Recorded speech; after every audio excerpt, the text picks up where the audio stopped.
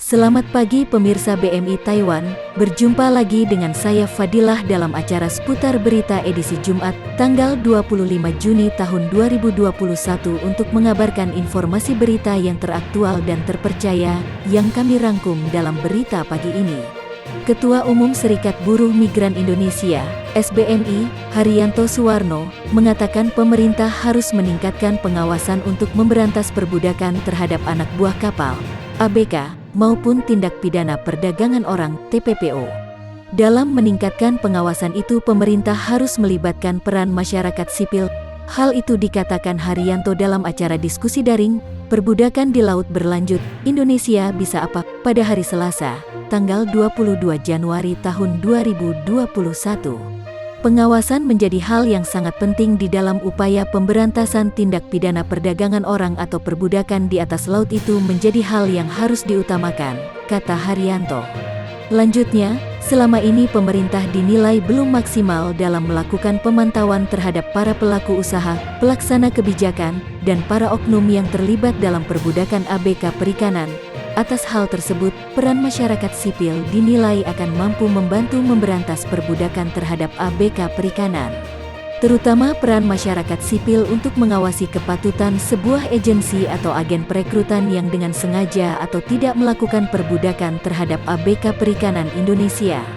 Tapi kenapa kemudian tidak secara maksimal mau melibatkan masyarakat sipil seperti serikat pekerja perikanan, akademisi, praktisi, dan company security officer, CSO, yang peduli ABK itu bisa dimanfaatkan kalau benar. Bukan hanya itu, pemerintah juga diminta untuk melakukan penindakan terhadap pelaku perbudakan ABK perikanan Indonesia dengan seadil-adilnya.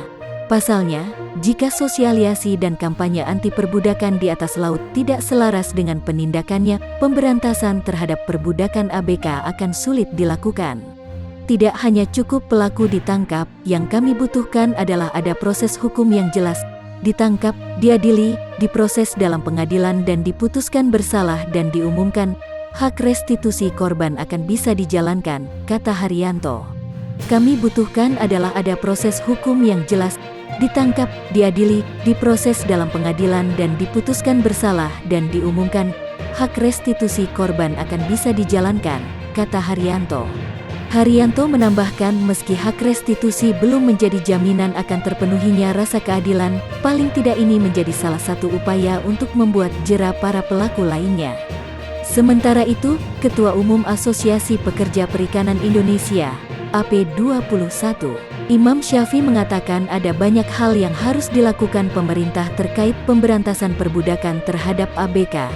Kemudian, kekosongan peraturan turunan dari aturan yang bersifat khusus bagi awak kapal agar segera bisa diterbitkan, misalnya amanah pasal 153 Undang-Undang Nomor 17 Tahun 2008 tentang pelayaran, di mana ketentuan lebih lanjut mengenai perjanjian kerja dan persyaratan fasilitas kesehatan penumpang diatur dengan peraturan pemerintah, ujarnya. Masih kata Imam, pemerintah beserta aparat penegak hukumnya direkomendasikan harus lebih mengedepankan penyelesaian perselisihan awak kapal secara musyawarah untuk mufakat dan menjadikan langkah pemidanaan terhadap pengusaha. Ketika pemangku kebijakan atau aparat penegak hukum terlalu ekstrim, jangan sampai seorang pengusaha dipenjara hanya untuk membela 5 ABK. Kenyataannya ada ratusan ABK yang masih di luar negeri bekerja dan ketika mereka pulang kesulitan untuk menuntut hak-haknya terhadap pengusaha itu. Tandasnya, laporan Greenpeace Asia Tenggara. Sebelumnya, pada tanggal 31 Mei tahun 2021, Greenpeace Asia Tenggara telah mengeluarkan laporan bertajuk Perbudakan di Laut, Kasus ABK Indonesia di Kapal Asing. Dalam laporan itu, Greenpeace Asia Tenggara mencatat beberapa kasus terkait penahanan upah, penipuan, penyalahgunaan kerentanan hingga tindakan kekerasan di tempat kerja menjadi problem utama para ABK Indonesia di kapal ikan asing. Laporan itu menyoroti keluhan dari para ABK Indonesia terkait jenis kerja paksa yang masih terjadi di kapal penangkap ikan jarak jauh. Greenpeace Asia Tenggara juga menemukan 62 ABK Indonesia yang menyampaikan keluhan dan ditemukan 20 perusahaan agen tenaga kerja Indonesia serta 26 perusahaan perikanan dari China, Taiwan, Hong Kong, Pantai Gading, dan Nauru diduga melakukan praktik kerja paksa terhadap ABK Indonesia. Demikian informasi pada hari ini BEMI Taiwan, saya Fadila.